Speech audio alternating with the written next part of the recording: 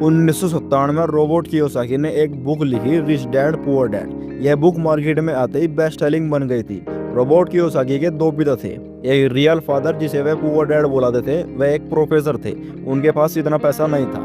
दूसरे माइक के पिता जिसे वे रिच डैड बोलते थे, वह एक बिजनेसमैन थे और बेहिसाब उनके पास पैसा था।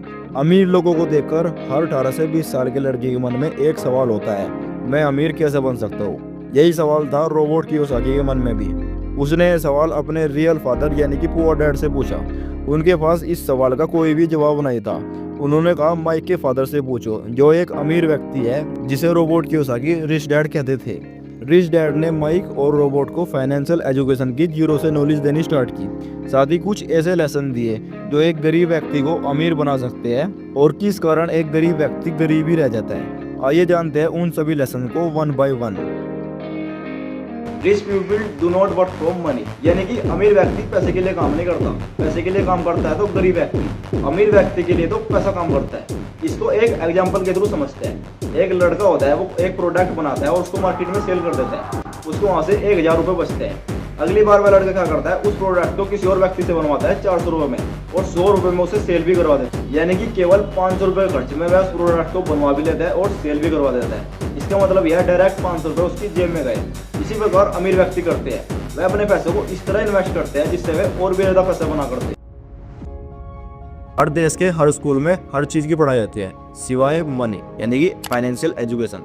ऐसा इसलिए क्योंकि हमारा एजुकेशन सिस्टम कुछ इसी तरह तैयार किया गया है। हमारा एजुकेशन सिस्टम हमें कहता है पढ़ लिख के अच्छे नंबर लाओ और 9 to 5 वाली जॉब करो। लेकिन सच्चाई ये है 9 to 5 वाली नौकरी आपको कभी भी अमीर नहीं बना सकती। और यही इस बुक के अंदर बताया गया है और बताया है एसेट और लायबिलिटी के बारे में। अब जान लेते हैं एसेट और लायबिलिटी क्या होते हैं। एसेट वो चीज होती है जो आपकी जेब में पैसा डालती है, लेकिन लायबिलिटी वो चीज होती है जो आपकी जेब से पैसा निकालती है। एग्जाम्पल के तौर पर समझते हैं, अपने अपने मकान को रेंट पर दे दिया तो हर महीने आपकी जेब में पैसा डालेगा।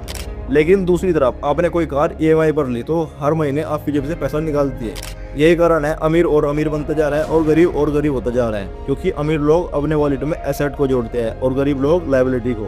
Example iPhone. अपने काम से काम रखो। इसके एक लेसन में बताया गया है, आप जो भी काम करते हो साइड में अपना मनपसंद काम भी स्टार्ट करो, भले ही छोटे लेवल से करो लेकिन करो।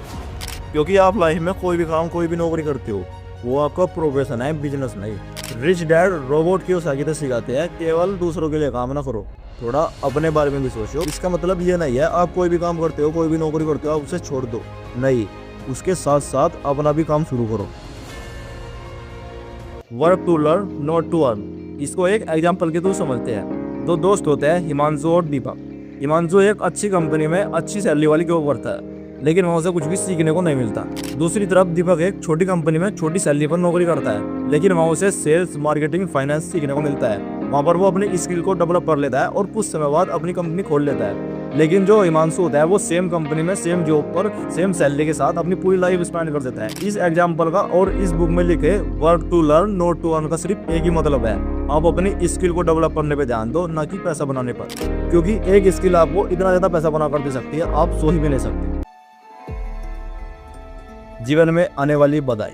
हर किसी को पैसे की नॉलेज तो होती है, लेकिन फिर भी उनकी जिंदगी में बहुत सारी बाधाएं आती है और वे अपने एसेट को बढ़ाने पर। ये 5 बाधाएं जो हर किसी के जीवन में आती है। नंबर 1, डर। पैसे गंवाने का डर अमीर हो या गरीब हर किसी को बराबर होता है, डिपेंड करता है आप उसे कैसे हैंडल करते हैं। Number 2, doubt. हम पैसे को इन्वेस्ट करते हुए डाउट में रहते हैं, भाई ये पैसा डूब ना जाए, लेकिन इसी के कारण बहुत सारे लोग बहुत सारी अपॉर्चुनिटी को मिस कर देते हैं। Number 3, laziness. आलस इंसान का सबसे बड़ा दुश्मन है और एक आलसी इंसान को यह समझना चाहिए किसी भी चीज की अति गलत होती है। Number 4, bad habit. गलत आदतें तुम्हें तुम्हारे गोल से दूर ले जाती है, सबसे पहले उन्हें कंट्रोल करो। Number 5, ego. अहंकार एक ऐसी चीज है जो बड़े से बड़े इंसान को नीचे ले आता है।